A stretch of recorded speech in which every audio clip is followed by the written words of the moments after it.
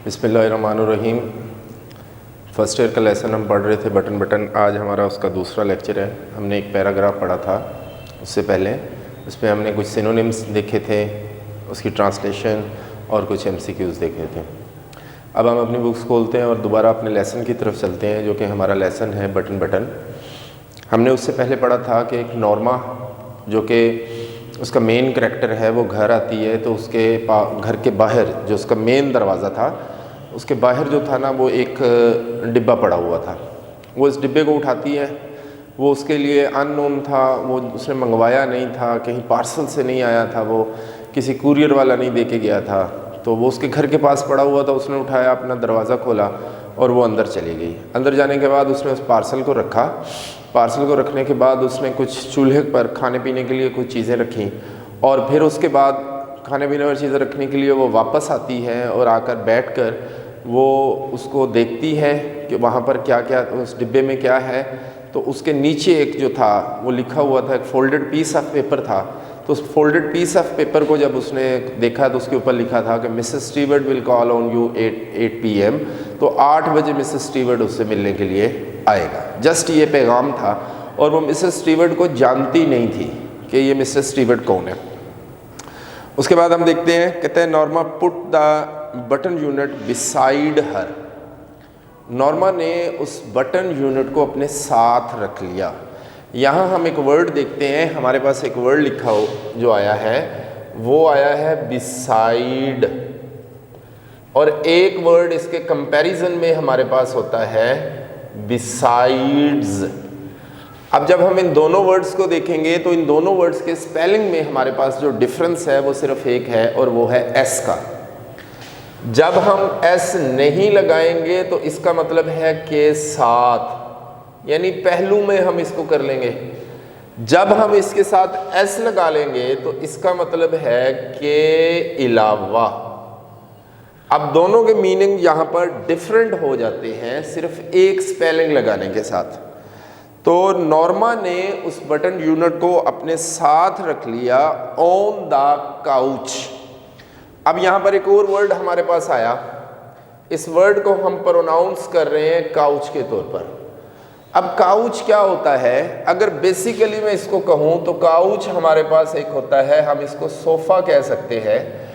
लेकिन बेटा ये सोफ़ा मोस्टली तौर पर एक लॉन्ग जो सोफ़े टाइप होता है उस जैसा होता है।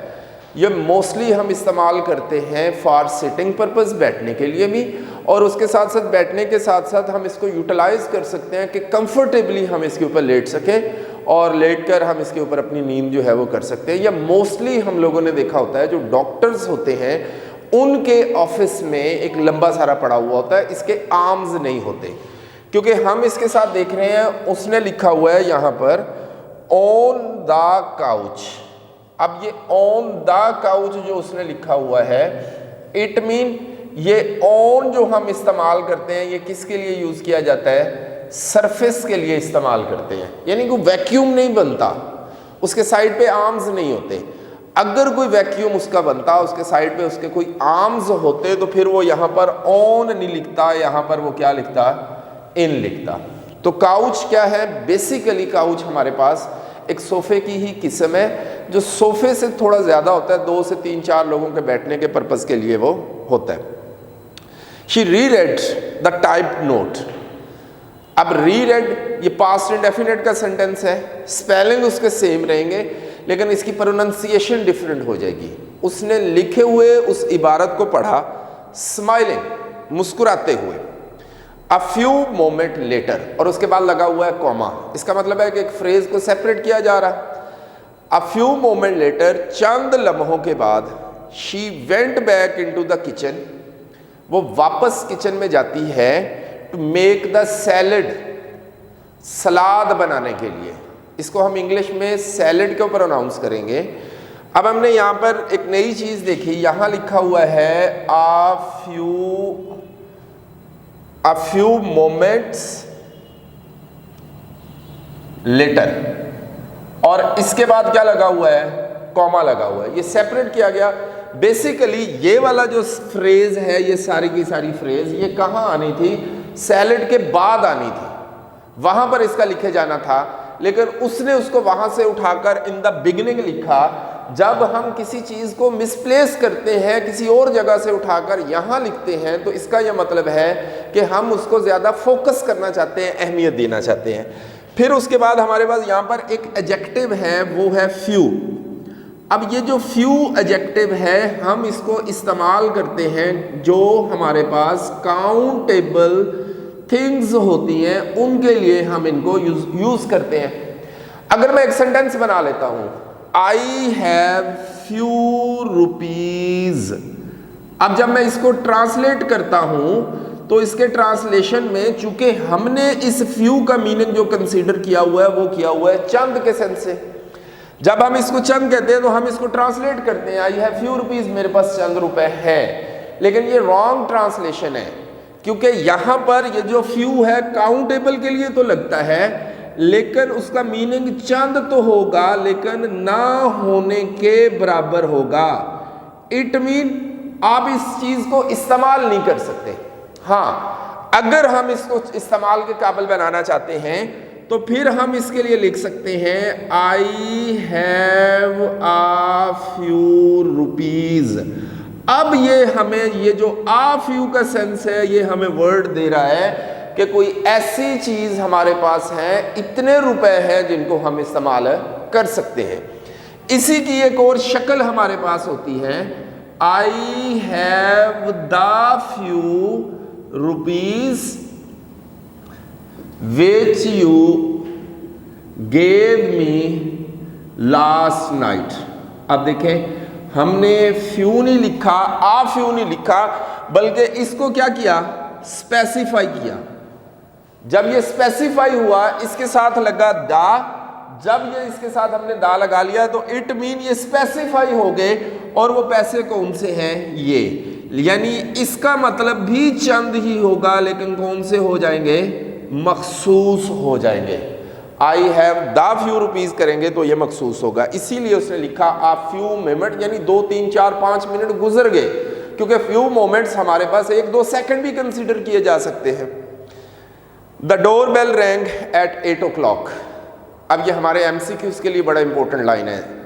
दरवाजे पर घंटी 8 बजे बजती है, आई शैल गेट इट। अब गेट का मतलब तो होता है हासिल करना। अब हम इसको ट्रांसलेट कर सकते हैं कि मैं देखती हूं Norma called from the kitchen. Norma ने बावर्ची खाने से पुकारा। Arthur was in living room. Arthur कमरे में था, रीडिंग पढ़ रहा था। There was a small man in the hallway. उसके घर के बाहर, चूंकि वो एक फ्लैट में रहती थी, किसी घर में नहीं थी, तो उसके घर के बाहर एक कॉमन कॉरिडोर था। वहाँ जब उसने दरवाज़ा खोला है तो उसको हम हॉलवे बोलते हैं। तो वहाँ एक छोटे कद का शख्स था। ये भी हमारे MCQs के लिए बहुत ज़्यादा इम्पोर्टेंट है। ही रिमूव्ड हिज हैट। उसने अपनी टोपी उतारी, उसने सर के ऊपर एक कैप पहनी हुई थी, उसको हटाता है। As Norma open the door. जैसे ही नॉर्मा ने दरवाज़ा खोला, मिसेस ल्यूइस। अब देखिए यहाँ पर इन्वर्टेड कॉमास उसने यहां पर किए स्टार्ट, यहां लिखा मिसेस ल्यूइस, लिखने के बाद क्वेश्चन मार्क दिया और फिर इन्वर्टेड कॉमास क्लोज। जैसे हमने कल पढ़ा था कि जब इन्वर्टेड कॉमास स्टार्ट होंगे तो पहला जो अल्फाबेट होगा वो कैपिटल होगा, तो कैपिटल कर दिया उसने। उसके आगे जब उसने कॉमास को बंद किया तो कल हमने अपने लेक्चर में देखा था कि जो हमारा क्वेश्चन मार्क होगा या कोई भी पंक्चुएशन मार्क होगा वो इन्वर्टेड कॉमास के अंदर आएगा। तो यहाँ उसने इन्वर्टेड कॉमास के अंदर लिख दिया। लेकिन हम यहाँ पर एक चीज देख रहे हैं कि यहाँ लिखा हुआ है क्वेश्चन मार्क। अब क्वेश्चन मार्क जो होता है वो तो इस्तेमाल किया जाता है टू आस्क क्वेश्चन, सवाल पूछने के लिए।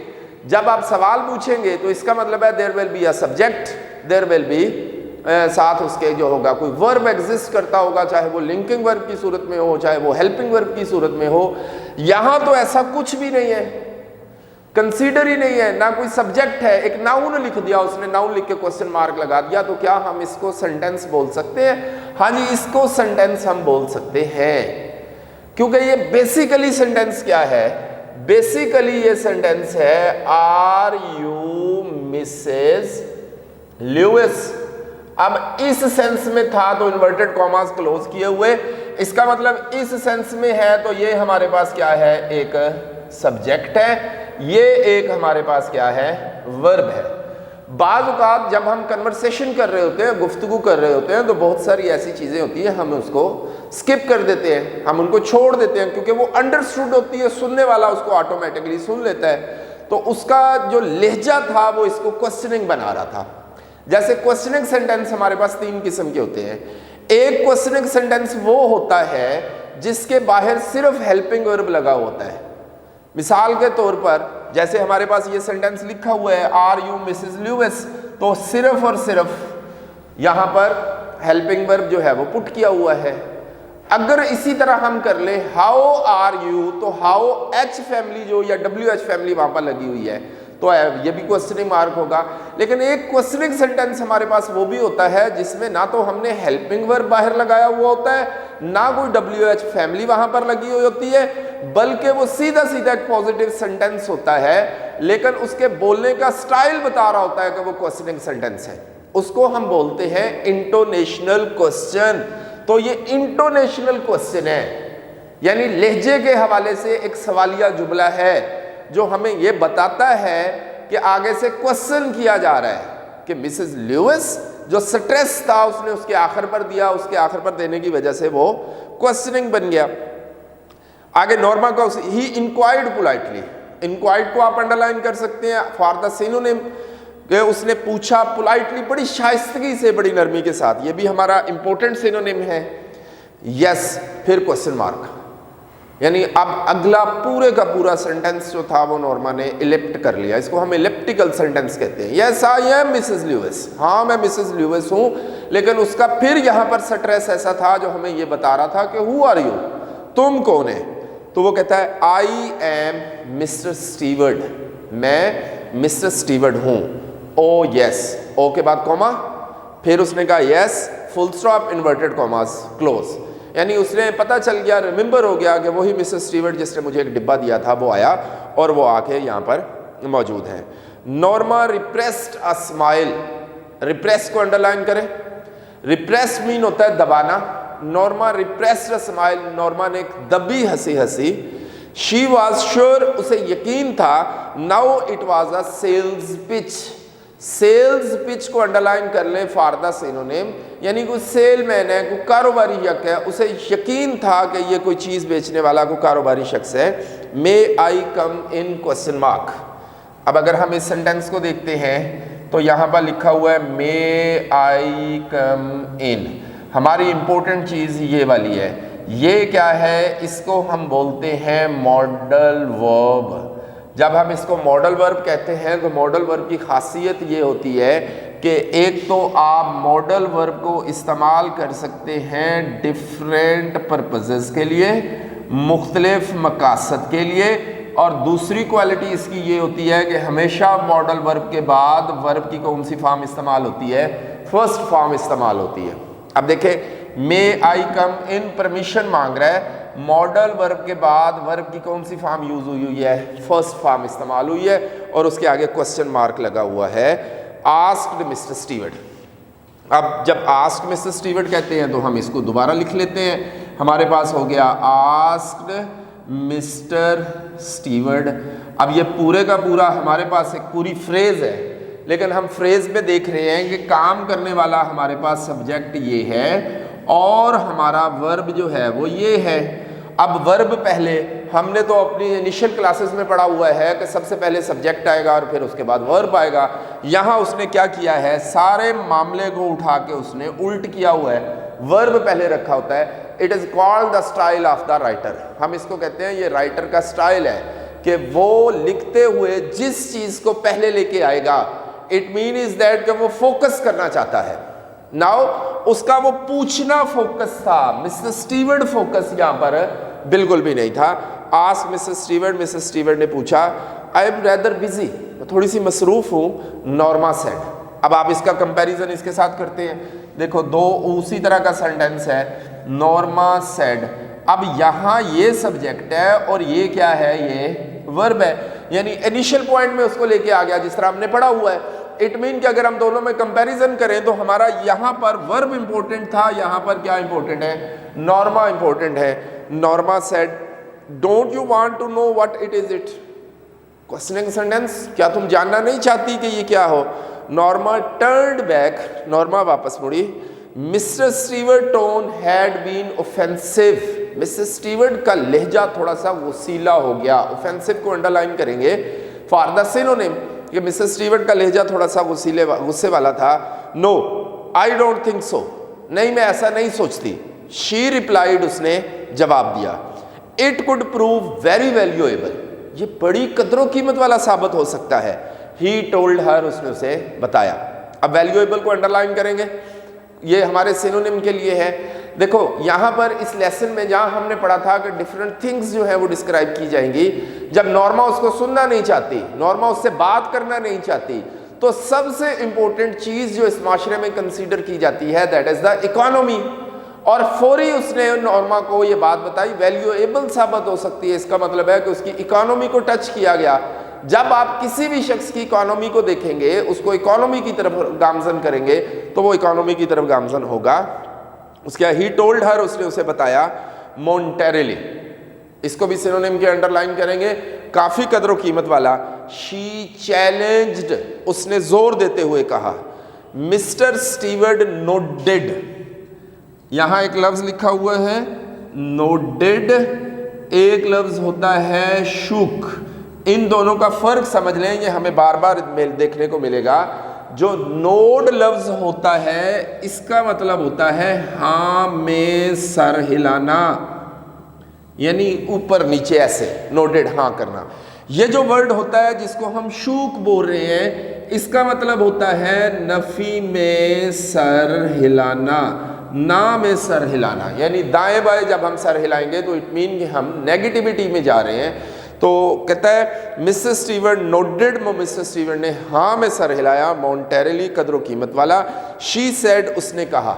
नॉर्मा फ्रॉन्ट, फ्रॉन्ट को अंडरलाइन करेंगे सिनोनिम के लिए, जिसका मतलब ये होता है माथे पर बल डालना, ऐसे सोचना कुछ खास चीज। She didn't like his attitude, उसे उसका रवैया पसंद ना आया। What are you trying to sell? तुम क्या बेचने की कोशिश कर रहे हो? She asked, उसने पूछा। I am not selling anything, मैं कुछ भी नहीं बेच रहा। He answered, उसने जवाब दिया। Arthur came out of the living room, Arthur कमरे से बाहर आया। Something wrong? अब अगर हम इस सेंटेंस को देखते हैं जो उसने लिखा हुआ है, once again हमारे पास एक एग्जाम्पल है, something wrong। अब ये एक सेंटेंस है, क्योंकि इसके आखिर पर क्या लगा हुआ है, क्वेश्चन मार्क लगा हुआ है, इन्वर्टेड कॉमास यहाँ पर क्लोज किए हुए हैं। क्या कोई गड़बड़ है? अगर हम देख रहे हैं समथिंग, एक प्रोनाउन लिखा जो इंडेफिनेट प्रोनाउन है, और उसके बाद उसने क्या लिख दिया, रॉन्ग लिख दिया, जो कि एडजेक्टिव है। इसमें कोई लिंकिंग वर्ब तो होना चाहिए था यहाँ पे, यहाँ linking verb something is wrong होना चाहिए था, वॉज रॉन्ग होना चाहिए था, कोई लिंकिंग वर्ब लगाता, लेकिन उसने लिंकिंग वर्ब यहाँ पर नहीं लगाया। इट मीन उसने इसको इलेप्ट कर दिया, छोड़ दिया। राइटर हमेशा हर उस चीज को इलेप्ट करेगा जिसको पढ़ते हुए रीडर्स के जहन में ये बात महसूस हो ही ना कि यहाँ पर कोई मिस्टेक हो रही है या नहीं हो रही। Mister Stewart introduced himself, mister Stewart ने अपना तारफ करवाया। ओ द, और फिर उसके आगे एक डैश लगी हुई है, इट मीन कि ये कंटिन्यूटी है। Arthur pointed toward the living room, Arthur ने कमरे की तरफ इशारा किया। And smiled, what is that gadget anyway, बहरहाल वो मशीन क्या है, आगे क्वेश्चन मार्क और कॉमास बंद। इसी के साथ हमारा पहला पेज जो है वो ख़त्म होता है। अब हम इंशाल्लाह अगली क्लास में नेक्स्ट में मिलेंगे। अल्लाह हाफ़िज़।